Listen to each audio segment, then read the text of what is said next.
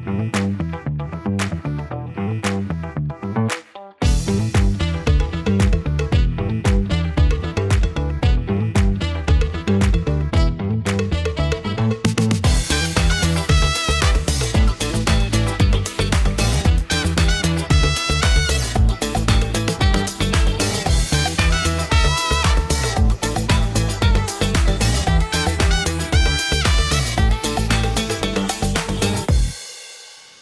Sobat Biskom, jumpa lagi bersama kami Biskom Podcast.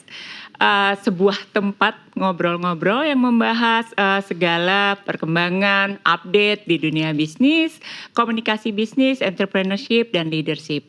Yang mana hari ini atau setiap kali episode kita selalu mendatangkan narasumber yang tentunya akan membawa banyak sekali ilmu-ilmu baru, wawasan-wawasan baru.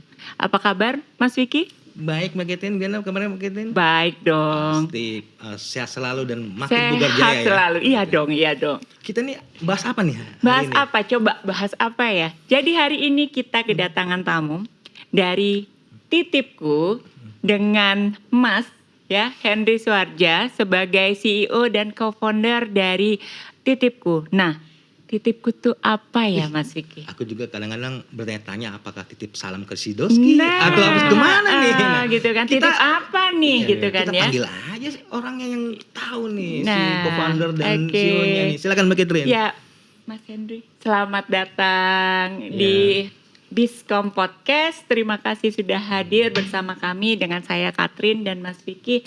Hari ini kita akan ngobrol-ngobrol santai karena kita memang pengennya ngobrolnya ngalir aja, santai aja.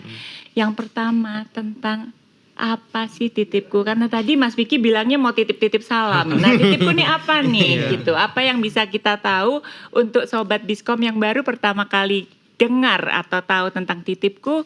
Silakan. Tapi sebelum itu, sorry aku yang Mbak Ketrin, Mbak Henry. Mungkin Sobat Biskom pengen tahu nih siapa sih Henry Suardja ini? Nah, Tolong memperkenalkan diri ke Sobat diri. Biskom yang Ya. keren-keren di rumah ini. Oke, halo semuanya, halo Sobat Biskom, nama saya Henry Suardja, saya co-founder dan CEO-nya Titipku. Ini sebelumnya saya boleh say thank you dulu Ya, untuk sama-sama Mbak Catherine dan sudah Mas Vicky. hadir. Sama-sama. Dan juga semua tim LSPR dan juga dari tim Yaswa. Ya, perkenalkan saya Henry, saya aslinya dari Jogja. Jadi dulu 7 tahun lalu saya begitu wisuda dari UGM. Saya kuliahnya teknologi pangan sebetulnya di UGM ya. Jadi benar-benar lahir besar di Jogja nih. Ya. Gitu. Lalu setelah lulus itu saya ketemu orang di Jakarta nih. Oke. Jadi ceritanya selama SMA sampai dengan kuliah itu saya udah cari uang sendiri ya. Oke. Ya, saya jualan macam-macam nih. Ya. Jualan nasi bungkus, jualan jus, jualan martabak waktu itu ya di sekolah ya. Lalu ikut dari event ke event. Lalu setelah itu waktu kuliah saya punya usaha juga, event organizer ya. IO ya. Lalu setelah itu saya juga jadi property broker. Nah, jadi dari SMA kuliah itu cari uangnya seperti itu. Dari sana saya ketemu banyak orang, saya belajar banyak hal. Caranya jualan gimana, cara komunikasi gimana, caranya kenal orang seperti apa. Nah, lalu saya personally itu selain tadi ya suka dengan dunia bisnis, satu lagi adalah saya tuh sangat suka ketemu orang baru. Nah, 10 tahun terakhir saya sudah interview 200 orang lebih. Ini adalah orang-orang di tiap industri. Jadi sebetulnya saya ngelakuin itu karena saya sangat generalis. Oke. Nah, jujur aja waktu itu memang bingung ya. Kuliah bingung pilih jurusan, setelah lulus bingung mau usaha bidang apa. Ya kan gitu. Saya tuh cari di dunia properti, di dunia saham, siapa orang nomor tinggi levelnya di Indonesia. Di dunia bank, di dunia bisnis, any industry saya tuh temuin. Gitu ya, ada yang saya kirim email, ada yang saya ketemu di event, ada yang saya hubungin lewat teman, lewat relasi, ada yang saya hubungin ke kantornya gitu ya. Awal-awal nggak semua orang tuh mau terima, apalagi ini anak muda nih, mahasiswa waktu itu, ya, gitu. Tapi ya udah ya, saya selalu nggak perlu malu lah ya. Memang ya saya ngomong saja ya, saya mahasiswa mau belajar gitu. Akhirnya pelan-pelan ketemu satu orang, ketemu lagi, tambah lagi gitu. Akhirnya beberapa saya ketemu sampai beberapa orang terkaya di Indonesia. Nah jadi sampai sekarang saya jaga hubungan baik dengan semuanya. beberapa jadi investor, beberapa jadi mentor bisnis saya, gitu ya.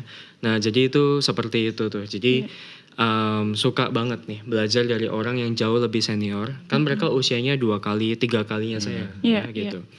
Lalu yang kedua saya kutu buku. Jadi tiap hari memang saya baca. Apa yang dibaca biasanya? Gitu. Saya sangat suka ya. Nggak hanya soal bisnis, manajemen keuangan, tapi saya juga suka tentang sejarah atau biografi, gitu ya. Nah saya banyak baca lah, any kind gitu ya. Terus saya total udah baca 1.000 buku. Wah. Dari SMA sampai dari kecil, dari kecil kutu buku, ya gitu. Nah jadi seperti itu ya. Lalu saya lulus kuliah itu saya ke Jakarta, ketemu satu orang bankers.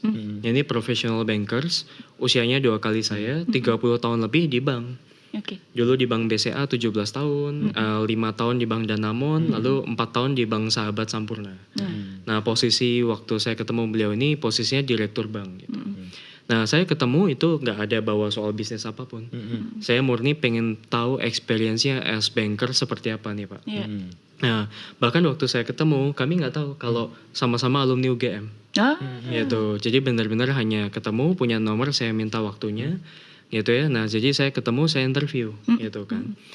Oh ternyata waktu kita ngobrol kita nyambung. Jadi lalu, itu informal interview sebenarnya, bukan untuk interview tujuan tertentu, gitu ngobrol-ngobrol asik aja. Betul, ya. Memang saya rekam, memang saya catat, saya rekam. Teman-teman saya bikin itu jadi podcast. Ya, teman-teman saya banyak yang jadi influencer lah ya. Nah tapi saya nggak itu ya, untuk personal aja gitu. Karena banyak juga yang saya ketemu di rumah, saya banyak ketemu di tempat makan dan sebagainya gitu. Nah dari sana si bapak ini namanya Ong Taek Chan, gitu ya. Nah Pak Ong ya panggilannya. Ya waktu saya ketemu masih jadi direktur bank ya. Jadi waktu kami ketemu ngobrol gitu, si Pak Ong nawarin, Hen saya mau bikin startup digital. Nah tahun berapa itu? Itu tahun 2017. Jadi 2016 akhir lah kira-kira ya. Nah untuk kita bantu UMKM nih, gitu. Nah dari sana momennya tuh pas sekali. Karena apa? Karena 2 tahun terakhir sebelum lulus kuliah itu zaman-zaman awal di mana Gojek dan Tokopedia mulai naik. Nah, jadi itu cerita 10 tahun lebih ya. Nah, di momen-momen itu saya udah pelajarin gitu. Kenapa? Karena saya lihat kalau dunia bisnis anak muda itu sangat bisa mengalahkan orang-orang yang senior kalau di dunia digital. Tapi kalau kita bilangnya properti, kita bilangnya bank, kita bilangnya itu food industry misalnya. Mungkin ada yang lebih. Ya, terlalu jauh gapnya ya. Untuk anak muda. Senior dan berpengalaman. Ya, untuk anak muda bisa nembus gitu ya, dengan waktu yang lebih cepat gitu kan. Tapi di dunia digital ya kita lihat ya, di Amerika sangat bisa. Bahkan ya momen itu Gojek, Tokopedia semuanya terbukti bisa ya, Bukalapak gitu kan. Nah jadi selama 2 tahun terakhir saya kebetulan udah mendalami itu. Jadi waktu Pak Ong cerita itu, saya langsung oke, kita jadi partner.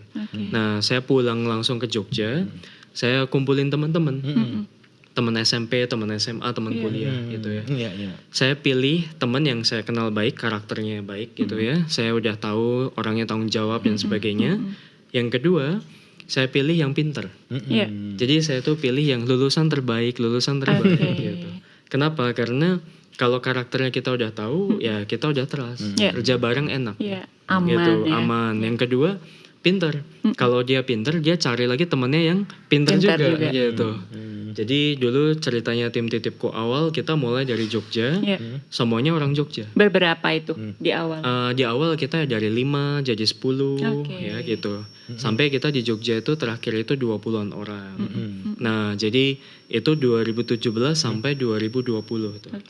Lalu setelah itu 2020 April itu saya ingat persis itu.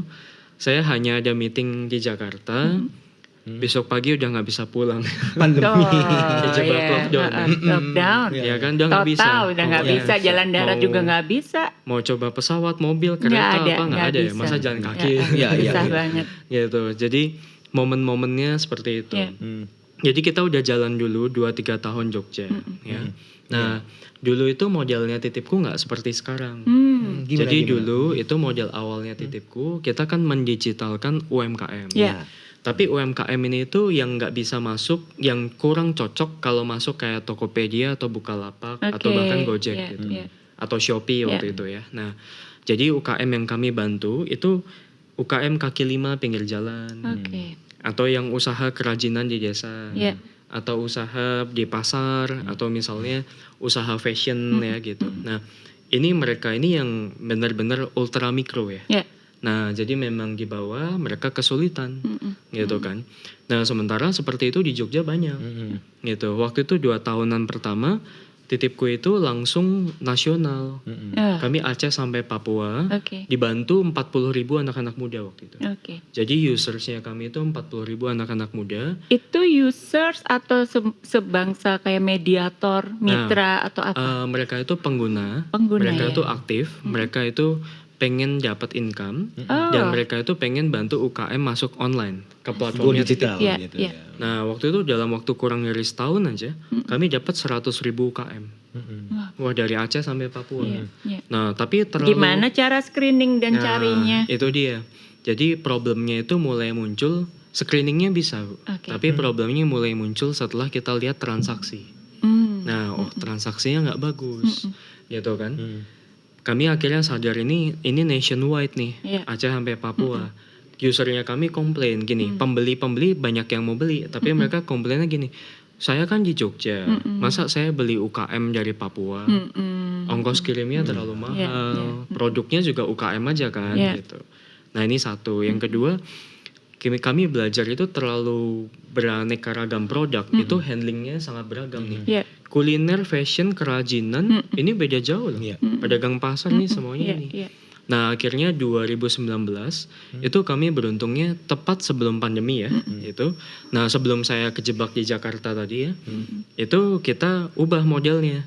Tadinya kan kalau orang buka apps-nya langsung nasional nih. Akhirnya kami ubah jadi hyperlokal. Jadi kalau hyperlokal tuh contoh kita di Sudirman gitu ya.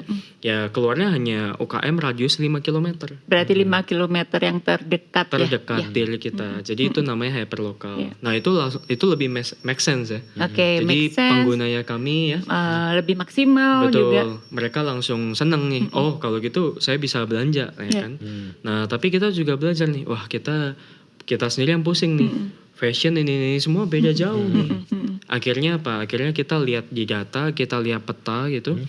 Di Indonesia itu punya satu kesamaan. Setiap radius 5 km itu ada pasar tradisional. Dan tiap kecamatan di Indonesia ada pasar. Dan pasar itu di tiap area itu pusat ekonominya Indonesia. Dari zaman dulu sebelum kita merdeka, orang kalau mau dagang ke pasar. Zaman dulu nggak ada mall, nggak ada ruko ya. Makanya kan orang dulu kalau mau makan, mau apa ya ke pasar lah, gitu kan. Nah, akhirnya kita realistis, kita lihat, oke, udah kita fokus dulu deh satu aja, pedagang pasar. Kenapa? Karena kita lihat gini, Indonesia ada berapa? 16.000 pasar. Bayangin ini, Mbak Catherine, Mas Vicky ya, sebanyak itu. 16.000 pasar, tiap 5 km ada. Lalu potensi ekonominya, putaran uang kita di pasar tradisional ya, itu 115 miliar dolar per tahun ya. Itu nilainya sangat besar kalau dirupiahkan ya. Itu nilainya. Sepertinya belanjanya belanja nggak mahal, tapi yang menggunakan pasar sampai sekarang masih banyak dan penduduk Indonesia luar biasa. Betul. Dan by data 77% orang Indonesia itu belanja ke pasar tradisional itu ya. Nah, jadi kami ngelihat ini satu peluang yang sangat besar. Di sisi lain ya, para raksasa digital, Tokopedia, Bukalapak, Shopee waktu itu ya, Gojek, Grab, mereka tidak ada yang fokus ke pasar. Nah, dan itu sebabnya kenapa nggak semua pedagang pasar bisa kan ke Tokped, Shopee dan kawan-kawan ya. Nah, jadi kita ngelihat ini ada peluang, ada problem nih. Dimana ini sebenarnya satu kesamaan ya. Benar. Gitu. Nah, gimana kita titipku bantu pedagang pasar dan bantu pembelinya. Gitu kan, pembelinya siapa? Ibu rumah tangga terdekat kan? Ibu rumah tangga radius 5 km.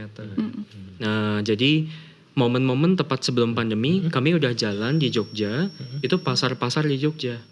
Jadi kalau tahu ada namanya pasar Beringharjo. Pasar Patuk dan kawan-kawan ya. Nah, kita jalan seperti itu. 2020 kejebak lockdown di Jakarta ya. Akhirnya waktu itu saya sendirian ya. Tim teman-teman berarti masih di di Jogja Jogja dong ya. ya, mereka juga susah juga nih bantu kita gimana mau ke Jakarta nggak bisa juga ya. Partner saya si Pak Ong ya itu orang Kelapa Gading. Ah, Jakarta Utara. Jadi Kelapa Gading saya waktu itu numpang di kakak saya tuh di Puri. ah, Ya, ya udah deh, cuma kami berdua nih. Nah, pasar terdekat itu waktu itu kita lihat pasar Kopro. Tahu nggak mereka? di Tomang. daerah mana tuh? Tomang Barat. Betul Tomang. banget. Tomang. Oh. Pasar Tomang Barat. Panggilan akrabnya Pasar Kopro. Oh, oke. Ya. Nah, saya ke situ, Pak Ong di Kelapa Gading ada Pasar Mandiri Kelapa Gading. Oke. Nah, itu di momen itu ya, kita tengah pandemi dan sebagainya, dan itu bersamaan Pak Ong ini cukup nekat. Bayangin 30 tahun di bank, memutuskan pensiun dini Oke. demi full time titipku. Yang belum prospek. Yang belum prospek. Iya. Betul sekali. Iya. Waktu itu orang-orang teman-temannya beliau, orang banker semuanya bilang, Ong lu gila ya gitu. Gitu. Maksudnya, Wajar sih. iya kan, udah direktur loh. Apalagi di masa pandemi juga. Udah direktur loh, Iya. gitu kan. Sengaja, udah saya full time titipku. Oke. Nah itu bikin saya teman-teman nih anak-anak muda kita jauh lebih semangat ya. Kita harus berhasil nih, gitu kan, gitu. Semuanya all out kan, Iya. gitu ya. Iya. Kita yang muda-muda kan juga ini sebenarnya momen-momen dimana membangun karir kan. Iya. Tapi semuanya malah lebih pengen, oke kita coba bareng-bareng, gitu ya. Nah jadi ini mungkin berani mati ya. Iya, itu. Jadi Mas Vicky dan Sobat Biskom, luar biasa sih. Baru mendengar historinya saja luar biasa. Ada satu benang merah yang saya tarik adalah spirit dari entrepreneurship yang itu nggak bisa dibeli gitu. Mau kita kuliah, mau kita baca buku sebanyak-banyaknya, kalau that spirit dan that guts, keberanian itu nggak ada, plus nekat. Itu kan nekat ya, hajar aja pasti bisa, yakin. Itu nggak semua punya. Plus itu Mas Yandri ini luar biasa. Sudah ada, berarti itu kalau bisa dibilang senang membaca. Oke. Terus kemudian senang ketemu dengan orang-orang yang inspirasional. Siapa yang menginfluence itu? Apakah lingkungan keluarga kah, orang tua? Karena nggak banyak loh yang seperti itu. Satu, untuk ketemu dengan orang-orang sukses lebih banyak orang yang jiper duluan. Siapa gue, gitu kan ya. Terus kemudian ingin banget ketemu, ingin banget menimba ilmu, itu suatu spirit yang luar biasa. Udah kepikiran hal-hal yang mungkin anak kuliah nggak mikir. Bahkan tadi kalau menuju ke belakang sudah berdagang ini, berdagang itu. It's not only about the cari uang tambahan, tapi that spirit, the entrepreneurship spirit itu yang mahal untuk kita cari. Jadi influence-nya dari mana nih? Apakah latar belakangnya memang kurang lebih sama, keluarga juga arahnya seperti itu atau gimana? Ya, memang betul keluarga saya ya, bapak maupun ibu itu juga ada punya usaha gitu ya. Memang betul dari keluarga besar kan memang semuanya punya usaha gitu. Lalu kalau ditanya influence-nya dari mana, sebetulnya kan kalau orang tua ya atau keluarga besar atau orang zaman dulu kan pasti bisnisnya bisnis konvensional ya, gitu kan ya. Nah, saya tuh sangat tertarik kenapa ya kok ada orang yang punya usaha tetap aja misalnya toko sembako, toko besi atau apapun ya udah sampai 2 generasi ya udah itu ya, dan aja. UKM kok tetap aja UKM nih gitu. Kenapa ada yang berhasil jadi bangun corporate yang sangat besar? Di Indonesia kita punya Bluebird, kita punya Alfamart, kita punya Indomart, ya, kita punya banyak nih lokal brand yang juga berhasil loh, punya belasan ribu cabang, gitu, menghidupi banyak sekali orang yang bekerja gitu kan. Nah jadi saya tuh ngelihat itu, oh dulu di keluarga saya tuh begini ya, tapi kenapa ya ada banyak yang berhasil yang seperti ini. Nah gapnya ini yang saya pengen tahu gitu ya. Your kenapa? Curiosity is a thing. Kepo banget ya. Gak bisa diem nih Mas Vicky, dipikirin. Iya gitu. Kenapa ada orang yang berhasil sekali gitu ya, tapi kenapa banyak yang sudah berjuang seumur hidup ya, gitu ya seperti itu, gitu kan, mentok ya istilahnya. Gitu. Sampai akhirnya kemudian bertemu dengan Pak Ong, terus kemudian berarti proposal idenya diterima dulu oleh Pak Ong, bener kan ya? Terus kemudian nyoba-nyoba dan menjadi besar, yang mana kita pasti tahu untuk membuat ini besar pasti butuh funding yang tidak kecil. Nah, awal mulanya gimana? Bisa Ya. dapat support funding yang akhirnya bikin kokoh berdiri si Titipku. Ya, jadi kita itu sebenarnya setiap tahun itu kami itu susah. Oh, sampai tahun keberapa itu Ya, susah. jadi mungkin kalau boleh dibilang ya, ini kan namanya itu startup digital. Iya. Iya, benar. Apalagi zaman dulu eranya adalah era bakar uang. Ya. Benar. Zaman dulu itu kami cari pendanaan ya, baik itu dari angel investor maupun dari venture capital. Benar. Ya, itu setengah mati. Ya. Gitu. Apalagi terus terang aja, ini kita di Indonesia nih. Gitu. Indonesia itu sangat menilai hal-hal yang sebetulnya tidak esensial, Ya. tapi ya. buat Indonesia bisa dijual. Iya, Nah, benar. gitu. Nah, terus terang aja waktu dulu kami berdua ya, kami cari pendanaan ke sana sini tuh semuanya say no. Hmm. Kenapa no? Karena satu dari foundernya. Terus terang aja kami itu nggak menarik loh. Hmm. Kami itu nggak menarik loh. Ya. Satu orang tua, satu anak muda. Oke. Ini bapak anak atau gimana? Selalu ditanya gitu loh. Pertanyaan pertama. Kedua, dua-duanya lulusan lokal. Kalau UGM. lagi berdua siapa yang lebih aktif present? Oh ya saya lebih Oke. aktif. Tapi maksudnya pertanyaannya pasti ini kan, gitu kan. Kurang lebih itu ya. Orang Indonesia ngeliatnya kan gitu dulu kan. Gitu. Siapa nih? Nah, sementara buat kalau pendanaan dari Indonesia, mereka lebih melihat foundernya bisa dijual nggak? Gitu. Lulusan luar negeri. Kalau apalagi di belakang ada siapa? Di belakang ada orang kuat. Nah, mereka dengan senang hati. Bisnisnya bagus atau nggak bagus urusan belakangan. Nah, ini satu hal yang kita dulu mengalami kesulitan. Iya. Apalagi kami bantu UKM loh. Kami Iya. bantu pedagang pasar. Terang-terangan saya dikatain ini nggak seksi loh. Iya. Gitu ya. Jadi memang kita sadar Titipku ini dari awal kita value-nya berbeda. Kami melakukan ini itu saya dan Pak Ong dan teman-teman semua kita tahu bukan untuk jadi orang kaya. Kebanyakan anak muda bikin startup, jadi founder, cita-citanya kaya dengan cepat. Iya. Jadi bilioner. Iya. Gitu ya. Terus teman-teman saya ngejar semuanya masuk media dan sebagainya. Terus terang kami menghindari itu semua justru. Gitu. Nah, Titipku itu kami dari awal tahu kita untuk bantu pedagang hidupnya lebih baik. Gitu ya. Karena kalau pedagang itu bisa dibelanja, dibeli sama ibu-ibu lokal. Ibu-ibu tetap belanja dari pedagang lokal. Jatipernya warga lokal dapat income juga. Jatiper tadi apa? Jatiper itu Jatiper berarti yang just tip, yang belanja. just tip, yang belanjain Mas Nah, Vicky. Iya yang belanjain. Ini harapannya kami kalau ekonomi lokal tetap berputar, kita jadi saluran berkat ya. Benar, benar. Gitu. benar. Jadi Ya. gitu ya. Nah, dulu kami itu ketemu investor pasti dikatain loh. Pasar tuh pasti tutup loh. Kamu pasti mati. Saya nggak akan kasih uang ke kamu. Saya lebih baik invest ke kompetitor kamu. Oke. Nah, ini brand-brand yang udah besar. Mereka dapat dana jauh lebih gede. Puluhan juta, ratusan juta dolar loh. Gitu. Sekarang ada 7-8 brand, setengah tutup. Iya. Setengah hidup segan mati tak mau. Iya. Nah, jadi akhirnya dulu kami tuh sedih. Kok kita nggak dipercaya? Padahal kita melakukan hal yang baik loh. Gitu loh.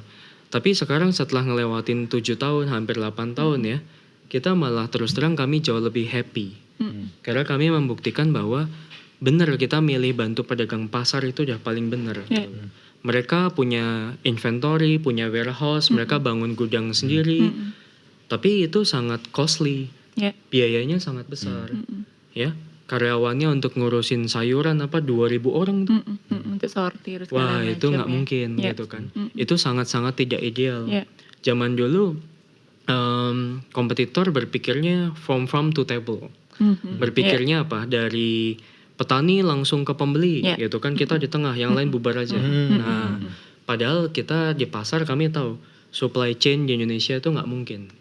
Kenapa kok dari petani ada tengkulak, Ya. pasar induk, pasar lokal ke pembeli? Ya. Ini semua orang di rantai pasok ini berbagi income, tapi juga berbagi resiko dan juga berbagi product waste ya. Product waste dari petani sampai ke pembeli itu mereka harus buang 30-40% loh. Itu alasannya kenapa harga harus naik beberapa kali lipat. Gitu ya. Gitu. Karena rantainya juga lumayan panjang Betul. ya.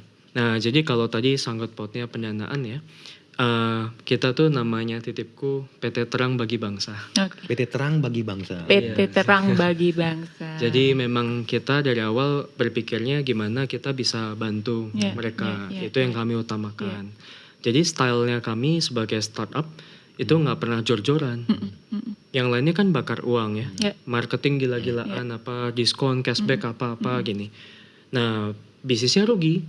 Semakin jualan banyak barang semakin rugi. Yeah. Nah, kita menghindari itu. Kita berusaha gimana kita itu sehat sebagai company. Nah, sampai 2020 kami baru punya itu 1 pasar, 2 pasar ya. Waktu momen-momen itu setengah mati kita. Sekarang udah berapa pasar? 150 pasar. 150 pasar Nah, jadi untuk Jabodetabek. Jabodetabek. Jadi ceritanya 2020 kita mulai Jakarta ya. Waktu itu saya yang jadi salesnya lagi ya. Oke. Kan sendirian Di lah. pasar mana itu? Pasar Pasar Koplo. Tomang itu. Oke. Tomang itu ya. Gitu. Jadi dari Gimana ratusan ceritanya? pedagang yang mau join nih, cuma 5 pedagang. Oke. Waktu itu saya ditolak banyak sekali. Pedagang pada bilangnya adalah, kamu siapa? Nah ya, iya, Titipku iya. apa? Wajar, Terus nggak semudah itu. Bilangnya, kamu nanti nggak belanja di saya lah. Kamu cuma mau tahu data saya aja, Iya. harga saya. Kamu nanti akhirnya jualan sendiri. Nah, itu sangat wajar, kita ngerti. Kenapa? Karena puluhan tahun tidak ada yang pernah bantu pedagang pasar. Iya. Gitu. Dari ratusan pedagang di satu pasar yang percaya cuma 5. Ya udah saya buktikan.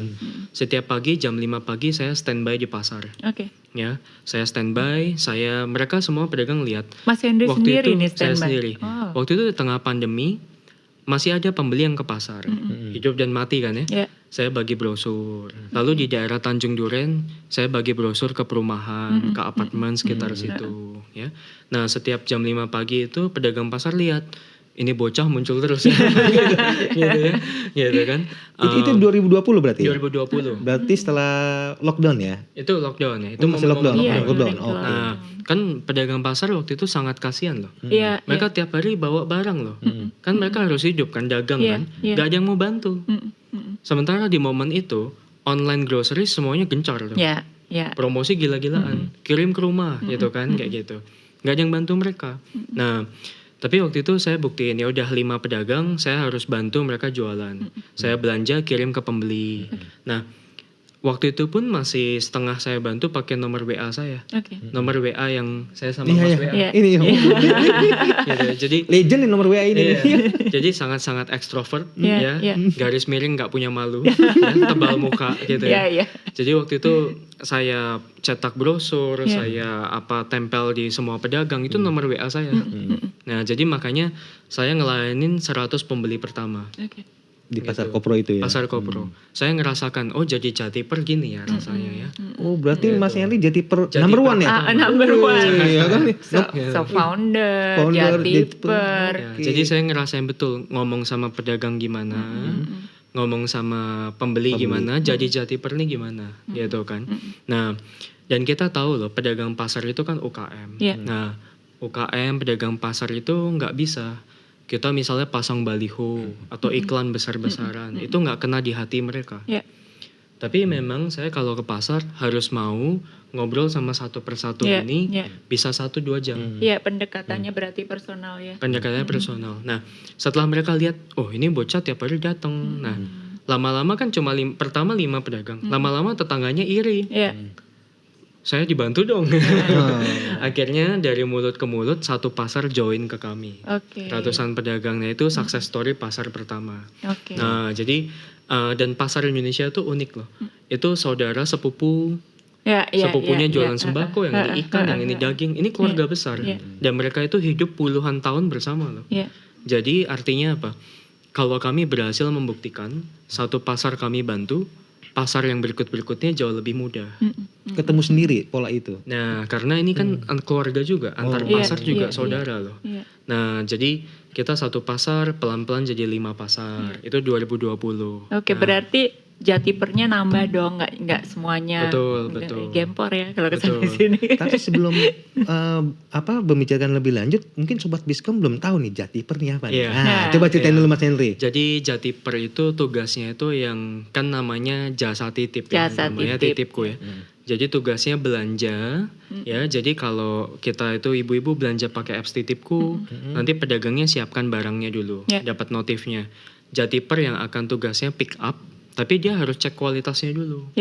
Barangnya bagus nggak nih, sesuai pesanan nggak nih? Termasuk juga dengan note, misalnya ayam potong 12 gitu. Itu termasuk ya harus dibaca juga ya. Dia yang cek, karena apa? Jatiper mewakili ibu-ibu kan? Gitu kan, kalau ibu-ibu yang pilih kan pasti mau yang terbaik. Nah, jadi kami itu melatihnya Jatiper ini tuh profesional personal shopper. Jadi ya jabatannya personal shopper ya. Gak apa-apa lah judulnya. Itu kan harus ya. Betul. Jadi nggak boleh kayak dia cuma jadi kayak driver, misalnya cuma jadi kurir, pick up kirim. Nah itu nggak boleh. Tapi dia buka, dia kirim. Bahkan ada kami training tuh gini. Kalau dia tuh lihat barangnya nggak bagus, dia nggak boleh ambil. Dan si Jatiper ini harus telepon ke ibunya di depan pedagangnya. Bu, ini barangnya ada, sudah disiapkan, tapi saya lihat kualitasnya nggak bagus. Saya boleh ganti lapak nggak, Bu? Saya izinnya ibu nih. Gitu. Nah itu pedagangnya jadi ngerti, waduh, saya nanti jadi nggak laku kan, gitu. Jadi kita memang harus membantu pedagang, edukasi mereka juga, gitu ya. Edukasi Jatiper juga. Jadi Jatiper itu warga lokal ya. Jadi kan kita mau bantu ekonomi lokal. Jadi setelah kita akuisisi pedagang, kita tanya ke pedagang, Pak Bu, siapa orang lokal yang butuh income? Nah, mereka kenalkan kami beberapa orang, kita seleksi, kita training. Jadi mereka komunikasi yang bagus gimana, terus mereka pilih produknya gimana. Dan kalau Jatipernya itu warga lokal, itu sangat membantu. Karena mereka kan sudah paham cara komunikasi, pilih produknya setempat. Gini, Indonesia ini culture-nya sangat beragam ya. Kami 150 pasar aja nih, tiap pasar beda-beda. Depok, Bekasi, Bintaro, Pik, Kelapa Gading, Alam Sutera itu wah beda semua tuh. Warganya beda, pedagangnya beda nih. Nah, jadi kita tuh belajar harus orang lokal. Dan orang lokal kalau soal alamat udah luar kepala. Udah hafal, nggak perlu pusing buka Google Maps gitu loh. Nah, jadi radiusnya kan juga cuma segitu-segitu aja. Dan kami itu membatasi Jatiper di tiap pasar jumlahnya tertentu. Kalau pasar yang udah ramai, Jatipernya bisa banyak. Pasarnya sedikit ya hanya sedikit Jatipernya. Kami menjaga kualitas servisnya, karena ini sangat personal. Yang kedua adalah income-nya mereka. Jadi kami berlawanan dengan Gojek dan Grab itu kalau mereka kan sebanyak-banyaknya driver. Kalau Titipku itu batasin nih, pokoknya pasar ini, area ini Jatipernya segini. Karena itu dalam upaya untuk tetap menjaga kualitas juga. Betul. Dan Jatipernya Titipku itu mitra ya, bukan staff, bukan karyawan. Mereka kerja setengah hari selama sebulan, dapat income-nya per transaksi, dapat income bisa Is it good for them? 3 sampai 5 juta rupiah. Luar biasa. Ya, kita senang nih dan banyak success story-nya Jatiper. Jadi ini Jatiper nih nggak hanya pria loh. Ada pria, ada wanita, ada ibu-ibu, ada bapak-bapak, ada mas-mas, ada mbak-mbak. Jadi banyak yang beragam gitu. Mereka nggak semuanya itu orang lapangan loh. Banyak yang dia sambil kuliah dapat income dari Jatiper loh. Jadi kami kemarin happy ya, success story-nya Jatiper. Ada 2 orang Jatiper yang udah wisuda karena dia membiayai kuliahnya selama jadi Jatiper Titipku. Gitu. Jadi ya dari visi awal juga ingin menjadi saluran berkat tadi itu memang akhirnya mendapat kemudahan dan menjadi berkat, moga-moga makin lebih banyak orang. Iya betul. Jadi kalau Jatiper kan ya dapat income ya, hidup dari Titipku nih. Pedagang itu prinsipnya omsetnya harus naik. Nah pedagang yang tertinggi di kami itu dia omsetnya naik 7 kali lipat. Tukang apa tuh? Pasar apa? Sayur. Tukang sayur. Jadi sayur ya. Tadinya hanya punya 1 lapak jadi punya 5 lapak. Gitu. Jadi kita seneng ya. Kita pengen tuh harus kayak gini nih. Gitu. Jadi rata-rata kenaikannya omset berapa gitu kan. Jadi artinya Titipku itu ngebantu mereka dengan membawakan pembeli baru. Jadi tidak menggantikan pembelinya mereka. Tapi menambah customernya mereka. Karena zaman sekarang banyak sekali yang mungkin keluarga muda, pasangan muda tidak terbiasa ke pasar. Gitu ya. Tapi untuk belanjanya itu hanya melulu di pasar atau boleh nggak sih misalnya sekalian kulinernya Oh titip, iya, betul, atau betul, mungkin Ibu. ada UMKM setempat, misalnya pengrajin apa, boleh nggak sih Atau mau titip? beli sampo Dibatasin gitu, nggak sih? deodoran gitu. Ya, Dibatasin jadi nggak? konsepnya titipku kan jasa titip. Selama lapaknya di pasar Oh. dan sekitar ya, itu bisa di kami. Dan Oke. bermitra dengan titipku Ya, sih. jadi mau sayur, buah, daging, ikan, ayam, jajanan pasar, Jajanan pasar. kuliner pasar Iya, nih. Ibu-ibu nih kalau belanja pasti tambah ini loh. Iya, pastilah. Jadi tambah ini Heeh. loh. Jadi tambah kue-kue, Iya, tambah iya, apa iya, gitu. kue Tapi ibu juga basah. sering beli peralatan kebersihan loh kalau ke Iya, pasar. betul, Iya. betul. Iya kan, Di Bu? pasar Iya, ada. iya. Gitu. Itu juga ada di Juga ada. Oh, Gitu. oke. Jadi di kami lengkap ya. Maksudnya kebutuhan dapur, kebutuhan rumah tangga lah ya, seperti itu. So, Biskom, Sobat Biskom, semudah itu kita akan dibantu menghidupkan belanja di pasar, moodnya jadi digital. Misalnya nih, kalau kita rekap ya, saya lagi pengen ngundang keluarga, beberapa keluarga, saya mau bikin sop buntut dari mulai entry sampai kemudian dessertnya. Saya pengen belanja tapi nggak sempet, ya kan. Terus kemudian saya juga pengen beli pernak-pernik perintilannya, termasuk juga snacks dan lain-lain. Saya cukup install aplikasi Titipku, ya kan. Belanjanya dari situ sudah bisa memilih produk, sudah bisa memilih lapak, dan sudah pasti yang diambil adalah pasar terdekat. Betul. Terus kemudian yang menarik lagi ada jamnya. Jam deliverynya kita bisa milih, benar nggak sih? Betul, betul. Jadi kalau Betul, Mbak. misalnya nih saya malam-malam lagi merenung-renung besok anak-anak dimasakin apa ya gitu kan. Secara anak tiga gitu kan, semuanya lagi seneng-senengnya makan gitu. Saya jadi tinggal klik, besok udah di-deliver sesuai dengan waktu yang saya pilih gitu ya. Betul, bisa pilih. Biasanya memang ibu-ibu belanja di Titipku itu malam sebelumnya nih. Iya. Gitu, karena mikir saya seminggu masak apa aja nih. Terus makin gitu. pagi juga makin banyak pilihan. Iya. Iya, ibu-ibu paham tuh Mas gitu. Berarti makin memudahkan mak-mak ya. Udah begitu. banget. Bapak-bapak juga ada pelanggannya. Ada. Karena bapak-bapak biasanya yang disuruh ibu-ibunya belanja. Jadi inget cerita saya waktu pandemi ya Mbak Ketin, Iya. saya harus belanja karena istri nggak mau keluar, Oke. kan takut pandemi. Iya. Jadi saya keluar ke pasar beli telur masih 20.000 dulu. Oh. Waktu pandemi. Ya kan bapak-bapak. Sekarang ada aplikasi Titipku, jadi nggak perlu jalan lagi nih bapak-bapak ya gitu ya. Iya. Bapak-bapak, ibu-ibu, Anak muda. sobat Biskom yang anak kosan Iya. atau yang sibuk bekerja mungkin ya tinggal disesuaikan aja jam deliverynya, bener ya? Betul, karena memang biasanya kalau ibu-ibu ke pasar sendiri kan spend time dulu. Iya. Terus makin boros. 2-3 jam. Niatnya cuma beli apa, pulangnya Nambah bawa lagi. apa, pasti itu. Spend time-nya 2-3 jam nih. Cari parkirnya susah. Iya. Kalau penuh, ya kan. Terus angkut-angkut tuh berat loh. Kadang-kadang harus bawa pasukan. Iya. Iya. Ada yang bawa pembantu rumah tangganya. Atau kita bayar biasanya. Ada yang bawa neni, Iya. ya kayak gitu. Terus habis itu at the end keluar bensin, parkirnya sama aja. Sama waktu sih yang Gitu. nggak bisa dibeli Ya, sih ya. terus setelah pulang sampai ke rumah udah capek nggak jadi masak. Akhirnya ini delivery lagi. Memang apa keren pembahasan kita nih Iya. sesuai dengan tema kita kan Iya. ya. Cerita keren dari Mas Henry yang Bikin menjadikan pasar tradisional jadi bikin digital. pasar tradisional jadi digital gitu. Nah, balik lagi. Nah, model bisnis modelnya itu gimana sih? Dari mana kemudian Titipku itu bisa hidup? Maksudnya dari margin yang mana nih gitu. Kemudian bisa terus hidup dari 2017 sampai sekarang tetap survive dan tetap growing. Iya. Hidupnya diberkati Tuhan ya. Itu nomor satu ya. Amin. Karena memberikan social impact ya ceritanya gitu ya. Iya. Karena tiap tahun kami itu pasti ada momen-momen susah ya. Kayak tadi yang soal pendanaan ya. 2021 itu kami itu udah setengah mati. Bisnisnya udah ketemu, udah bagus, kita baru punya 10 pasar waktu itu. Ya. Tapi ya namanya kita startup ya. Masih kesulitan dana apalagi. Kita cari di Indonesia setengah mati, nggak mau semuanya orang say no. Nah, ternyata kami coba daftar ya.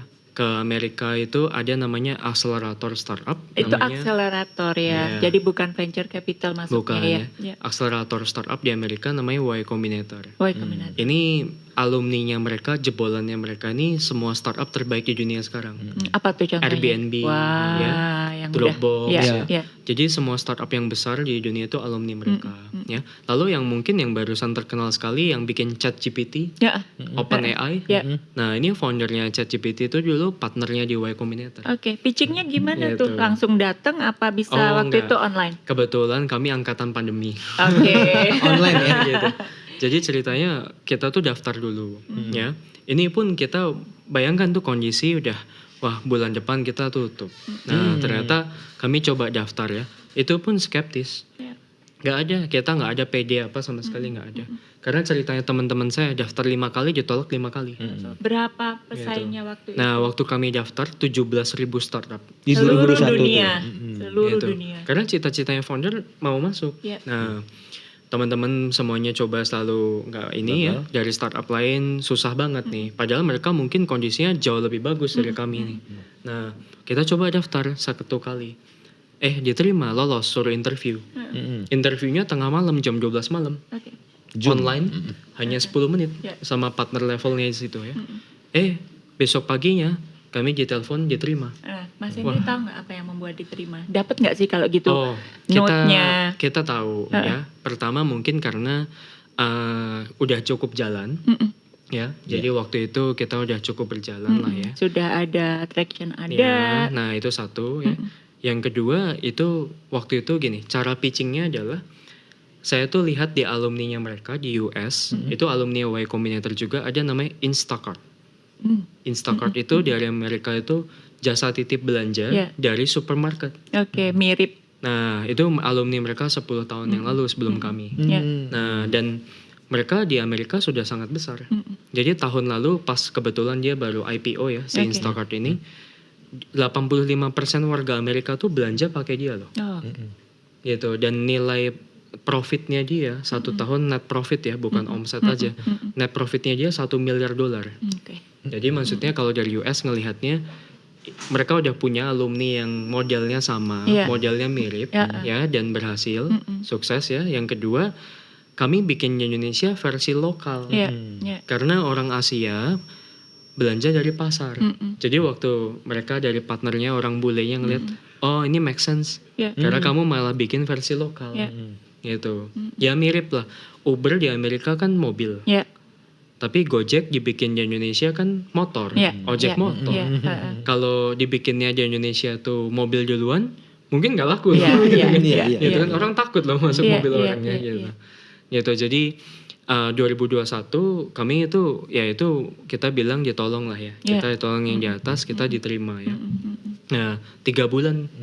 3 bulan tuh kami belajar sangat intens. Ya. Dapat mentorship juga. Dapat mentorship setiap hari. Oke. Tapi itu setengah mati buat saya sama Pak Ong berdua tuh setengah mati tuh.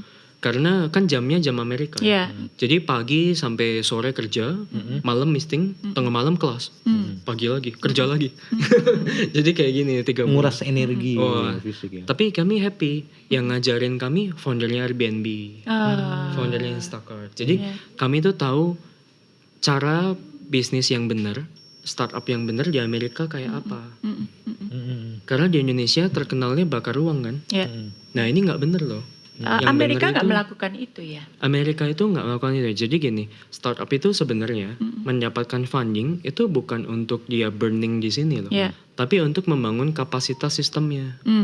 Jadi contoh ya, kebetulan nih kalau ngomongin konteksnya Amerika, gaji engineer di Amerika tuh 1 orang 1 bulan $10.000 loh. Ya. Di Silicon Valley seperti itu. Ya. Nah, jadi kalau 1 tahun aja $100.000 Ya, lebih ya, nih. ya. Nah, jadi kalau di Amerika dapat funding misalnya $10 juta, itu hanya berapa orang. Benar. Tapi mereka membangun ini tuh sangat kuat. Contoh kayak Instagram ya. Ya. Itu penggunanya kan ratusan juta orang. Untuk dia mampu membangun sistem yang punya kapasitas untuk ratusan juta orang. Ya. Ini kan sangat berat. Gitu. Jadi yang benar itu secara produk memang dibutuhkan. Iya. Jadi solusi itu satu, marketnya membutuhkan itu. Makanya nggak perlu susah payah untuk marketing. Ya. Ya. Karena memang ini menjadi solusi kan. Ya. Jadi orang memang cari produknya. Nah yang kedua kapasitas sistemnya pun bagus. Ya. Jadi sebenarnya untuk dua ini gitu. Berarti bisa dibilang mau digitalisasi ini seberapapun maju, ternyata pasar tradisional ini masih eksis ya. Benar Iya, ya. betul. Dan kemudian titipku membantu untuk sense-nya tetap rasa-rasa belanjanya tetap ala pasar tradisional tapi sudah digital. Ya. Aku tambahin Mas Henry, pasar tradisional itu nggak hanya eksis, tapi sumber fulus. Iya, Ya nggak benar Mas Henry? Iya, Ya nggak? betul, Iya. betul. Bener kan Mas Henry? Karena banyak yang mengasumsikan kayak karena kita sudah sedemikian maju gitu, kayak orang-orang itu sudah sebagian menganggap kayak siapa sih yang masih belanja di pasar? Masih banyak. Itu banyak. Masih banyak sangat sekali. banyak, masih Iya. sangat besar. Iya. Bahkan online ya, semua online nih. Misalnya Tokopedia, tambah TikTok, tambah Shopee, tambah Bukalapak, Blibli ini semua dijumlah, di total, dibandingkan pasar tradisional ini masih baru sekian persen. Loh. Jadi gapnya perputaran uangnya sangat besar. Iya, iya, iya. Karena Gitu. pasar 17.000 ya tadi. 16.000 16.000 pasar Iya. se-Indonesia. seluruh Indonesia. Putaran uangnya sangat besar kan. Baru dapat 150 Mbak. Iya. Wih, room of growth-nya, wih, kalau Iya, bahasa iya, kerennya ya iya. tinggi Mbak ya. Iya, Jadi betul. kalau oke itu tadi waktu growing. Pada saat sekarang sudah ada di titik ini, challenge-nya yang dihadapi apa? Oke. Masih nggak sih Iya. challenge itu? Betul. Ya. Jadi itu 2021 ya. Akhirnya kami disupport itu malah venture capital Amerika. Oke. Y Jadi Combinator. selain Y Combinator ada beberapa venture capital masuk ke kami karena mereka juga investor awalnya Instacart tadi. Oke. Iya. Jadi mereka masuk ke kami ya. Maaf, motong. Yang lokal ada nggak yang invest? Ada tapi Oke. angel ya. Oh, Angel. Nah, Oke. Oke. Setelah itu berjalan waktu tuh 2021 ya. Kami grow dari 10 pasar secepatnya kami jadi 50 pasar. Oke. Nah, setelah sampai 50 pasar itu baru ada gongnya. Baru pasar-pasar lain tuh hubungin kami. Ya. Kok titipku nggak buka? Nah, pembelinya juga pada minta gitu. Akhirnya dari mulut ke mulut bergulir cepat sekali. 60-70% customer kami itu dari mulut ke mulut loh. Ya. Nah, setelah itu kami cepat dari 50 ke 150 pasar. Ini nggak ada setahun. Nah, lalu 2022 nih. Nah, 2022 tiba-tiba sampai sekarang ya masih berlanjut nih 2024. Mungkin Mas Wiki, Mbak Catherine pernah dengar Tech Winter Iya, iya. ya. Tiba-tiba perusahaan teknologi di seluruh dunia bubar. Iya, iya, Ya kan? iya. Amazon, Google, Iya, iya, Intel ya iya. kemarin apa semua Iya, iya. pecatin berapa belas ribu orang Iya. gitu ya. Di Indonesia goncang semua. Iya. Nah, di situ awal-awal semuanya shock ya. Gitu kan. Benar. Tadinya kan berlomba-lomba dapat funding. Hidupnya startup bakar uang. Ya. Nah, jujur aja, saya dan Pak Ong dan teman-teman ya, boleh dibilang nih, kami malah bersyukur. Kami malah happy itu terjadi. Kenapa? Karena gini, dulu kami nggak bisa bersaing. Karena kan teman-teman kompetitor jago dapat duit ya. Iya, iya, iya. Nah, kami itu pintar kerja. Jadi beda ya gitu. Jadi di momen itu ketika terjadi, wah kita seneng nih. Akhirnya kita saingannya fair. Nah, buktiin lu bisa kerja. Nah kan gitu kan. Nah, jadi kita kompetisinya sehat nih. At the end kita tahu siapa yang bertahan berarti bisnisnya bagus. Iya, iya. Tervalidasi. Dan sehat. Nah, dan sehat. Nah, kita jalanin gitu, malah akhirnya apa? Oh, kita bertahan nih sampai sekarang. Nah, 2 tahun terakhir itu bisnis kami grow 12 kali lipat loh. 2 tahun terakhir. Ya. Jadi artinya apa? Ketika yang lain itu bilangnya gini kan, udah nggak pandemi, mana ada yang belanja online sayuran, semuanya jatuh tuh. Nah, kami enggak, kami malah happy. Kenapa? Kami malah naik. Iya, Gitu. Nah, lalu 1,5 tahun terakhir tuh kami itu setelah punya 150 pasar, kami itu bingung nih, kok didatengin sama direktur-direktur bank, BPR, koperasi, BPD. lalu para supplier FMCG, supplier ayam, daging, ikan tuh pada datang ke kami. Nah, di sini akhirnya kami sadar, oh yang berharga di titipku nih ekosistemnya nih. iya. 10.000 pedagang, Iya. ini yang dilihat ya. Iya. Kami itu sekarang punya 10.000 pedagang di 150 pasar Jabodetabek. Pembelinya kami 300.000 ibu-ibu. Nah, kami punya 2.000-an restoran ya, hotel, resto, cafe, catering yang belanja di kami. Nah, Berarti ternyata, udah B2B, B2B, B2C. nah itu kami sebutnya B2C kalau bantu pedagang Oke. jualan. Tapi setahun setengah setelah kita kok didatengin banyak orang, nah kami realize nih yang berharga di sini. Nah akhirnya kami ngobrol sama pedagang. Pak Bu, kita kan udah bantu jualan, butuh apa lagi? Oh, saya butuh 2 hal nih. Produk supply yang konsisten, Oke. satu lagi modal kerja. Ya. Nah, akhirnya kami Pembiayaan. itu tahu, Oke, makanya kenapa kami didatengin banyak orang ya. Iya. Akhirnya setahun setengah ini kami supply ke pedagang. Oke. dan kita support pedagang, kita kenalkan ke bank. Oke. Nah, buat bank ini sangat make sense. Ini kan ekosistemnya Titipku. Setiap hari ya, kami itu tahu datanya transaksi pedagang loh. Kami tahu kan produk apa yang laris, Iya. pedagang siapa yang bagus, gitu ya. Nah, ini yang kami bantu kenalkan ke bank, gitu. Jadi kita udah sekarang bantu pedagang bisa dapat modal dari bank, dan kami supply produk juga ke pedagang. Oke. Oke. Luar biasa. Ini kita bicara dari tadi hampir 1 jam sampai nggak berasa ya. Iya. Itu very inspiring. Kayaknya Pak masih- Henry juga. Masih kurang nih. Kayaknya Kita berasa tambahin tadi lagi masih 2 jam. 10 menit deh. Boleh nambah nggak sih? Boleh nambah nih Mas Henry ya? Oke, berikan nih. Ya. Pesan bagi Sobat Biskom yang ingin memulai langkahnya di bidang startup atau punya ide bisnis yang luar biasa tapi masih maju mundur. Adakah pesan tertentu, Mas Henry? Ya, menurut saya percaya bahwa semuanya tuh mulainya itu dari hati dulu. Ya, menurut saya orang melakukan apapun ya apapun ya bidang industrinya atau pekerjaan apapun, mau jadi pengusaha maupun profesional itu kan monggo ya, itu kan silahkan. Tapi satu tuh hatinya dulu. Kalau hatinya sudah benar ya, sudah tepat, berikutnya kan mindsetnya. Ya. Tapi nggak bisa kita sekedar ngubah mindset ya. Yang penting hatinya dulu. Karena ini kalau niatnya sudah berbeda, itu pasti pola pikirnya berbeda. Nanti tindakannya, actionnya berbeda.